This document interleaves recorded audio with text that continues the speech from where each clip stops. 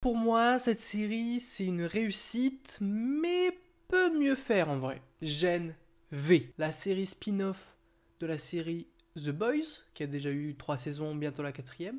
Donc la première saison de la série dans l'univers The Boys, j'aime bien, j'ai bien aimé, c'était cool. En gros, c'est quoi Gen V? En gros, c'est dans l'univers de The Boys, comme j'ai déjà dit 3 fois, mais c'est surtout, on suit des universitaires, des héros en devenir. Et donc on voit un autre aspect de l'univers de The Boys. C'est vraiment ça, on suit Marie surtout, mais tout un panel de personnages, même au début, c'est Marie, le personnage principal, on va dire, de cette série, mais c'est même pas l'univers principal, c'est même pas le personnage principal de son univers The Boys, alors bon, je la considère pas vraiment comme le personnage principal.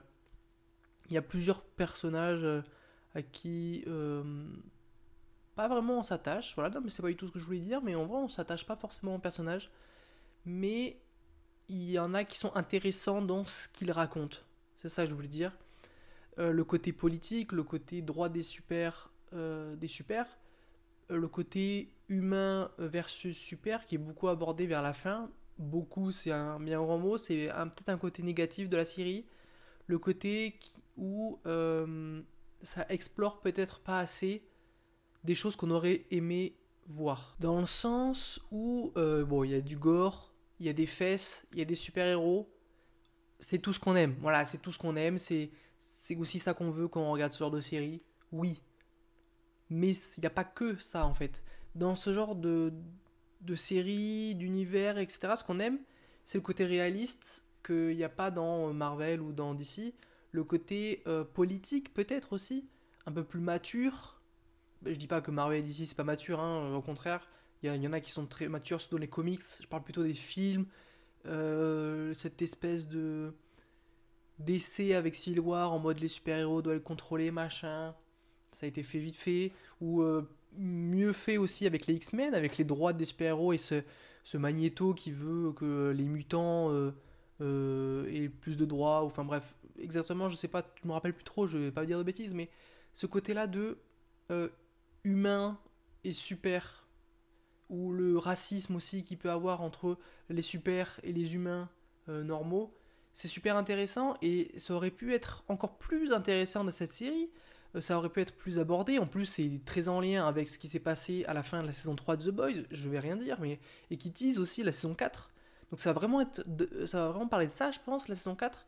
Et ça aurait été bien d'aborder un peu plus le sujet politique, etc. dans cette série, mais malheureusement ça l'a pas trop fait. On a eu quelques allusions à ça, surtout vers la fin de la série, et c'est là où c'était peut-être le plus intéressant, avec même les élèves, enfin plutôt les étudiants, parce que je crois que c'est une université où ça se passe, euh, où, où tu voyais ces étudiants majoritairement pour le plus de droits aux super, et ils se sentaient tous supérieurs à l'humain. C'est pas le cas. Même si c'est pas parce que tu craches du feu, mec, que tu vaux plus qu'une personne normale. Voilà, on fait tous caca. Bon, peut-être qu'il y a des pouvoirs qui t'empêchent de faire caca, mais ça c'est autre chose. Voilà, c'est une petite parenthèse, c'est autre chose. Il y a aussi quelques acteurs, quelques personnages de The Boys qui font des petites apparitions dans la série. En gros, temps d'écran doit y avoir 2 minutes, 5 minutes pour 3 personnages. Mais à chaque fois qu'un personnage de la série originale The Boys originelle, The Boys est là, il vole la vedette. On a vu un personnage, il était drôle, machin, c'était lui, on était content de le voir. À la fin, il y a un autre personnage, tu le vois, tu fais wow, d'accord, c'est autre chose, c'est un autre niveau, les personnages de The Boys. Donc, bah, c'est cool, GNV, mais c'est cool en spin-off, quoi. C'est bien, mais je pense qu'il y avait plus intéressant à faire et peut-être des choses plus poussées. Ce côté universitaire, ado, parce que je sais pas vraiment des ados, mais on dirait des ados en fait, c'est ça aussi. Je pense que ça aurait été peut-être plus intéressant de faire la même chose dès le début parce que les premiers épisodes sont très bons, je trouve. On rentre dans l'univers, on rentre dans le truc. Ça fait très The Boys, en même temps il y a une petite originalité avec ce côté universitaire. Et après, au lieu de se pencher plus sur les personnages en eux-mêmes et leurs relations, peut-être ça aurait pu se pencher sur la relation des super et des humains directs, du côté politique, du côté un peu plus intéressant de l'univers, plutôt que des 2, 3, 4 personnages dont on s'en fiche un peu en soi, même si on s'attache un petit peu à eux au final. Mais bon, c'est parce que c'est parce que ça a été fait, et même en termes d'épisodes, les premiers sont vraiment bons, je trouve. Enfin, ils sont vraiment bons, ils sont bons. Après, il y en a quelques-uns qui sont moyens, mais il y a toujours quelque chose qui se passe dans un épisode où tu te dis c'est une bonne idée, il y a quelque chose qui se passe. Mais franchement, le dernier m'a un peu déçu. Voilà, le dernier épisode m'a un peu déçu. Sauf à la toute fin où ça tease la saison 4 et encore une fois, il y a un perso de The Boys qui arrive et du coup, c'est un peu plus intéressant. Mais voilà, dans l'idée, la série est moyenne, mais moyenne bien. Et un peu plus si vous aimez l'univers The Boys et les super-héros et les fesses et le gore et le sang et les trucs explosent. Et voilà. Même si on parle pas trop, encore une fois, de politique, etc., de cet univers, on voit quand même un autre côté de l'univers The Boys qui est quand même intéressant. Ce côté universitaire de comment les super-héros font pour devenir super-héros en fait. C'est aussi intéressant de voir ça. Voilà, j'ai dit juste avant que on aurait peut-être pu s'en passer certaines choses. C'est pas faux. Voilà, ce que je dis avant, c'est vrai, etc. Mais c'était quand même intéressant de voir d'où viennent un peu les super-héros juste avant de devenir super-héros en fait. En fait, est-ce que c'était pire ou mieux, ou est-ce qu'ils deviennent fous quand ils deviennent célèbres? Non, non, non. Même quand ils sont pas célèbres, même quand c'est des super dans une université où ils sont 2000 et il y en a un, voilà, bah, il est quand même taré. Ils sont tous tarés dans cet univers, dans cette série. Ils sont tous tarés. Et est-ce qu'on serait pas tous tarés, même nous, dans notre vrai monde, si on avait des super pouvoirs? J'ai envie de dire. C'est ça aussi qui se pose la question, c'est quand on regarde cette série, on se dit mais ils font n'importe quoi, ils ont tout le temps envie de faire ça, ils font tout le temps des choses débiles, et c'est tout le temps, c'est tous des connards, etc., etc.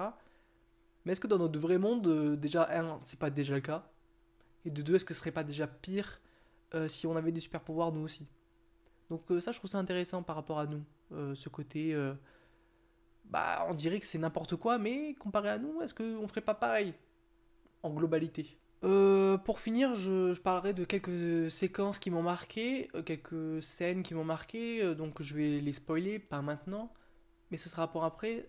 D'abord là, je vous conseille cette série, vraiment, si vous adorez The Boys, si vous aimez vraiment cet univers, si vous n'avez pas grand-chose à faire en ce moment, c'est la fin des vacances pour certains, voilà, pourquoi pas, un petit week-end, voilà, ou si vous aimez les super-héros un peu plus violents ou ce genre de choses.